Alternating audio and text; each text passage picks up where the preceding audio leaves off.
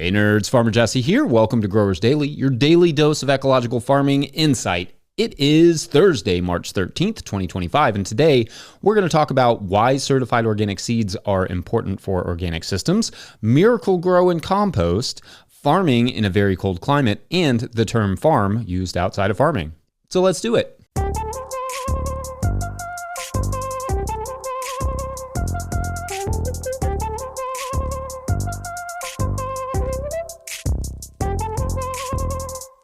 All right, well, happy Thursday, everyone. I hope you all are doing well. I've been out in t-shirts these last few days, and it's been weird and glorious. I did go ahead and get some of our potato chunks in the ground this week, which I will talk about next week. I sowed some carrots and beets, gonna sow a bed of spinach, arugula, and radishes, and I think I will be planting those onions either today or tomorrow with the forecast as of right now. However, if it looks different by the end of the day or by tomorrow, I will probably change things up a bit, but nothing super cold coming for us just yet. I think I'm doing all right in the restraint and patience category, all things considered. I give it a B- this year. Anyway, it's Thursday, and as is currently the tradition, I'm going to answer 3 Patreon questions from our now over 900 current Patreon members, which is amazing. You all rock, and I literally could not do this show without you. So our first Patreon question du jour comes from Patreon member Sean Ueda, who writes, quote, "Hi Jesse, love your dad jokes, even though I don't have kids.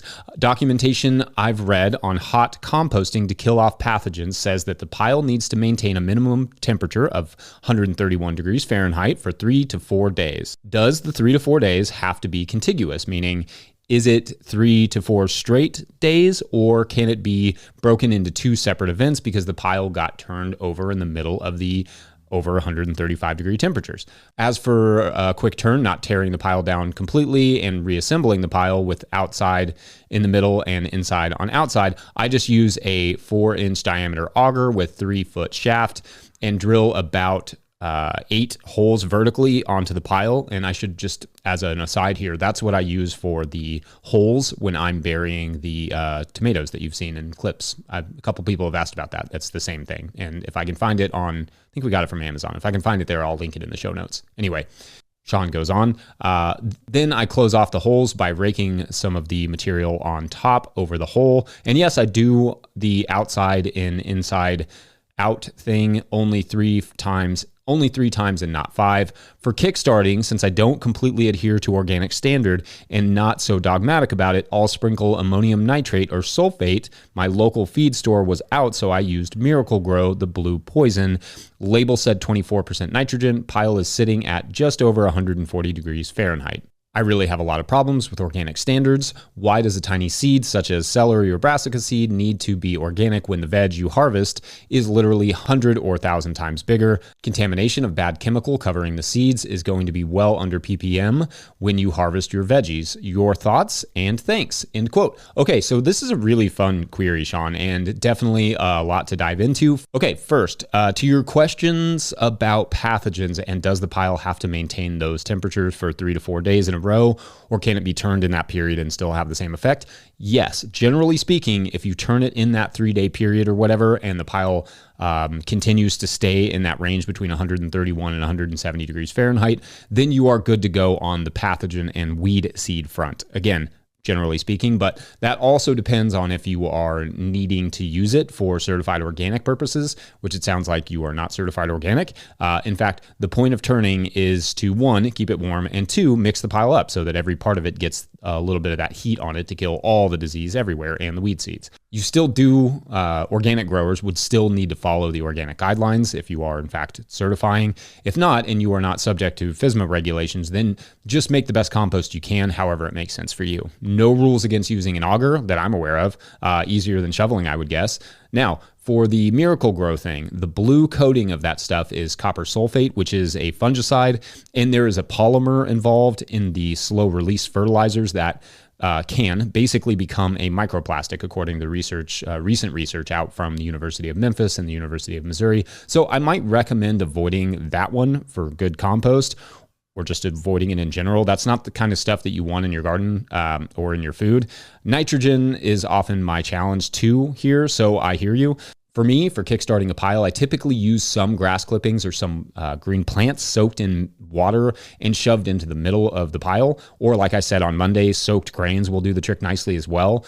Do chemicals you produce a crop or compost response? For sure. But they are also remarkably bad for the environment, both where they are produced and where they are used. I kind of think of it this way. We barely understand what microbes are doing or how plants feed themselves. In fact, rhizophagy is a huge part of plant nutrition, and it was only discovered in like 2008. So we should be hesitant to think we can do the jobs of microbes.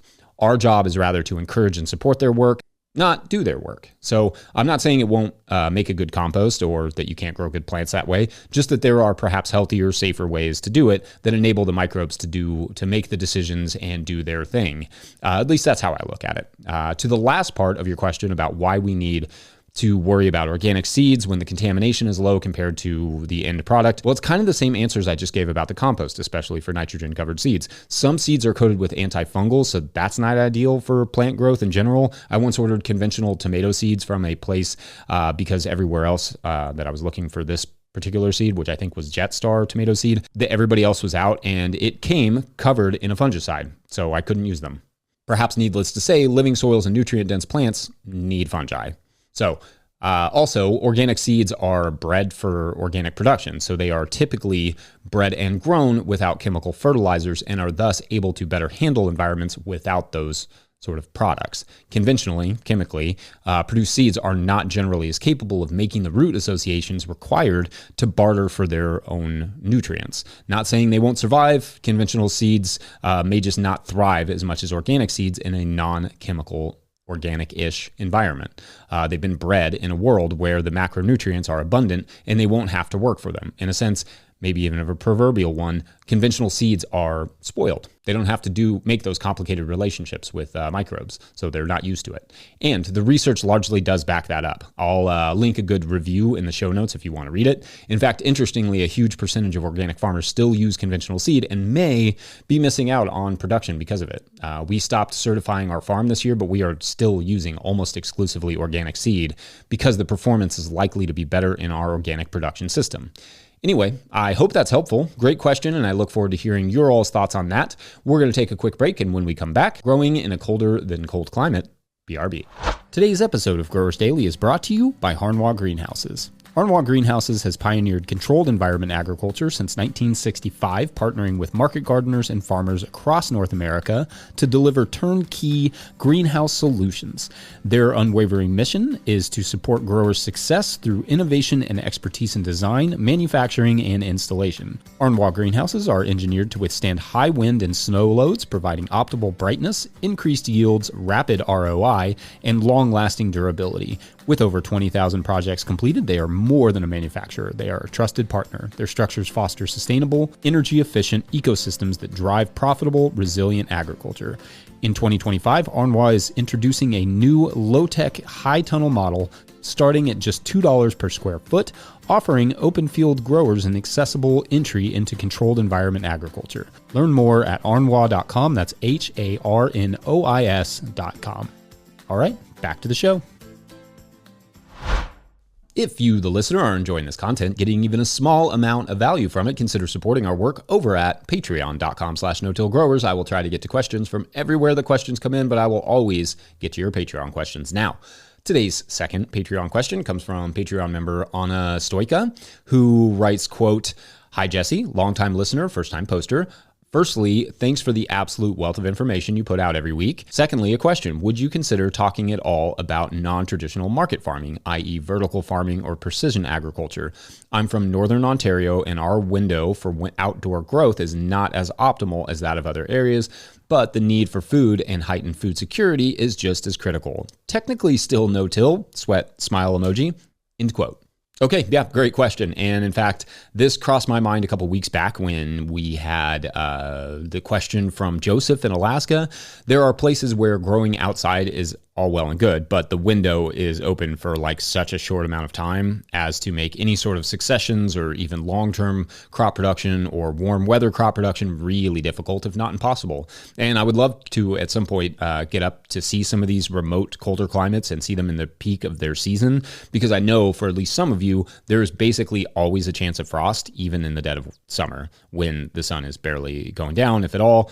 In fact, and this is a little off topic, but I remember watching that Werner Herzog documentary called Happy People, A Year in the Taiga, all about these people who lived in Siberia and how intense their years were, but how in the summer, despite like an unbelievable number of mosquitoes, but anyway, in the summer when the sun never went down, how prolific their gardens were because they basically just grew all day and all night for weeks. Anyway, back to your question. My take is to grow food however it makes sense for you. If you can use and maintain, especially given the heavy snow loads, high tunnels for early spring and late summer production, that would be ideal. But if all you have space and potential for is something like a vertical farm or a hydroponics operation, then I say do it if it will bring you some fresh veggies. Hopefully as a supplement to what can be grown in the field there. But yeah, don't be dogmatic about it. Whatever you can grow, if you can grow food at all, grow it. Now that term precision agriculture is typically something I associate with just really precise chemical agriculture. So like using GPS data and heat maps, et cetera, to show exact locations of pests or disease outbreaks so as to reduce the use of and need for chemical herbicides, pesticides, and potentially fertilizers. Certainly when compared to broad spectrum uses of synthetic chemicals that just treats the entire field prophylactically, I prefer precision agriculture. Again, whatever makes the most sense in your region is the healthiest for your soil and self, I say is fair game. Obviously, there are growers in Northern Ontario in that 50 plus degree latitude range that are growing organically. So the options and opportunities exist to produce a lot of food for sure, but they require a deep understanding of the climate and the soils, plus a decent amount of well-built covered space to get things started earlier and keep them growing late into the fall. Every climate and region has its advantages and disadvantages for sure. And especially if you are seeking out regionally adapted seeds, you may find that you can grow a lot of something we really struggle with down here, or more of something that you thought you struggled with. What that is, I can't really say, but because that is a very much a different climate from here in Kentucky, but hopefully some others from the area from colder climates in the comments will enlighten us with what they are able to produce and potentially store in those climates and those more intense cold climates with short seasons. Also, what sort of systems do you all find work best in those situations? Do you use vertical farming in those climates, hydroponics? How is field production there? How long is your season without a frost? Let me know. All right. I'm not sure if that was at all helpful, but I hope no one, especially in intense climates, feels discouraged to grow food because the system they have access to doesn't look like our system or any other organic no-tilly type farm. Try and be mindful of ecology, obviously, and your own health, but absolutely, just grow food. One last quick break, and then when we come back, do farms need farm teams? BRB.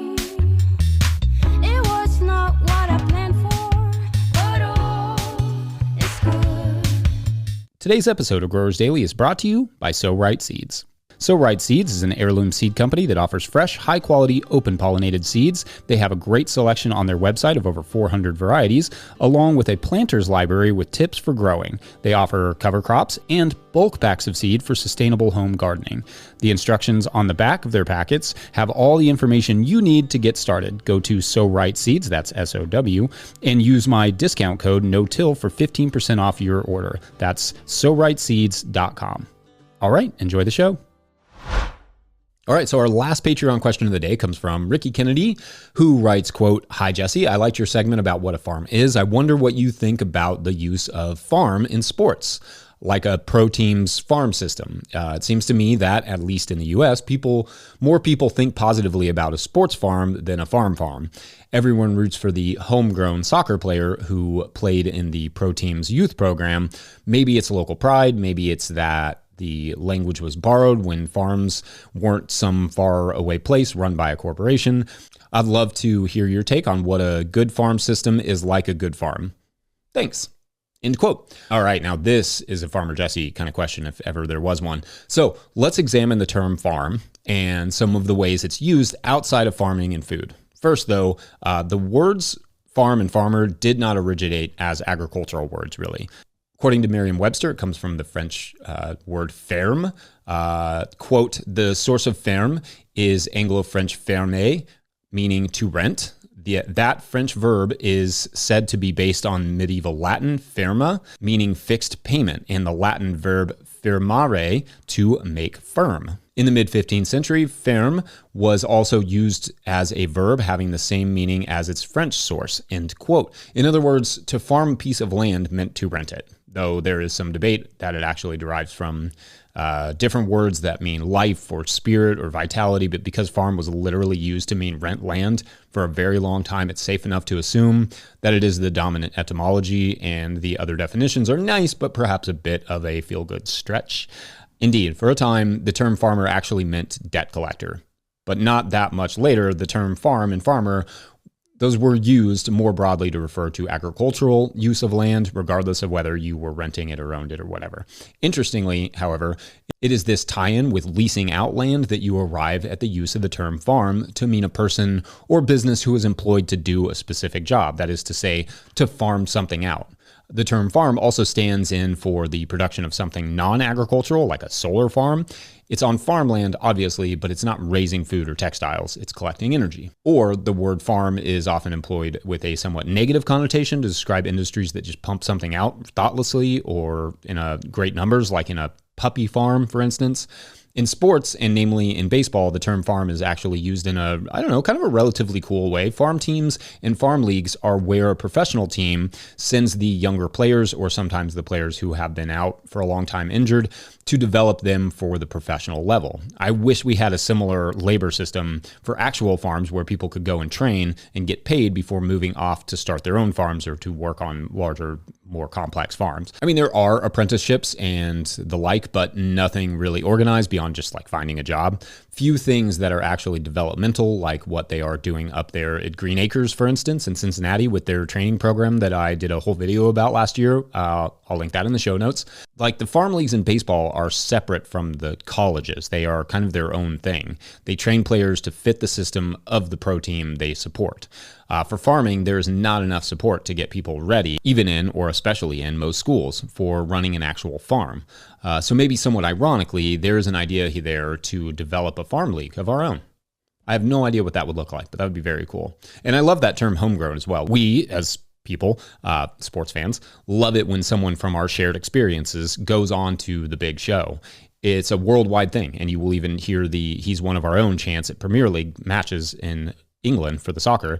Gotta love a homegrown. But anyway, thoughts on the term farm and how it's used? Sometimes, like in the case of server farms, I kind of feel like it's a confused usage. Like a solar farm is actually producing solar energy, but a server farm with thousands of computer servers is collecting and perhaps supporting data, but not so much producing stuff. I mean, maybe I'm wrong about that, but that doesn't seem to be its goal. That does not feel entirely analogous of basically anything in farming that I can think of, though perhaps the etymology of farm coming from a form of rent helps explain why its usage is so broad. Anyway, I think I'm going to wrap it up there for this Thursday. Don't forget we are now officially a 501c3 nonprofit, so donations are tax deductible and greatly appreciated. It helps keep our work going and growing. Huge shouts to Willie Breeding for the theme music and the team at No-Till Growers, including our longtime editor, Michael Sellis, who does freelance editorial work for podcasts and etc. in case you're looking for somebody to help you, with a podcast or audio editing. Learn more at sellissoundworks.co. I'll link that in the show notes. Also, shouts to Epidemic Sound for the background music that you can hear. Pick up a copy of the Living Soil Handbook by me or The Seed Farmer by Dan Brisebois over at no-tillgrowers.com to support our work. Big thank you to everyone over at patreon.com/no-tillgrowers, where at a certain level, or if you just bump up from one level to another, or sign up in the month of March, you get a shout out on the show. So big shout outs today to Carson Christian. Ooh, that's a fun name to say. Guy Peled, Guy. I've got it in some combination there, I think. And Brian Newton. So what this is a group of, let's say, marine biologists who are studying narwhal in the Arctic Ocean. I think that's where narwhal live. And anyway, they're kind of near this huge ice shelf, and they see this this big black thing in the ice shelf, and it kind of looks like a fish. Like I can sort of make out like a tail or something. And then all of a sudden, this big ice shelf breaks, and that piece containing the big black whatever object falls into the water, and it makes this huge splash, right? And it like rocks their boats, and then suddenly like all their communications go out, like just go dead. And then they they like kind of recover, and they're like looking around in the water, and they see the narwhal bolt, and they're like, whoa, what is that about? And then they look down and they see a giant figure swim underneath of them, and then they all kind of look at each other with that same, did we just see a giant mermaid look? And then our story begins. All right, have a great rest of your Thursday. We will see you tomorrow for Friday, for Feedback Friday. Make sure to get your feedback in. Otherwise, thanks for watching and or listening. Bye.